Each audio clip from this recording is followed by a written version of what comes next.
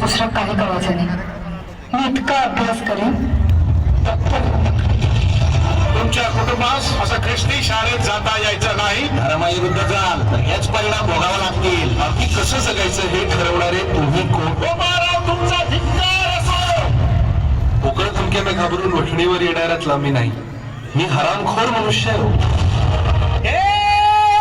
जग किरकाळी रात जप डोळ्यात लिवात ए झुंझुंझु होत आलजी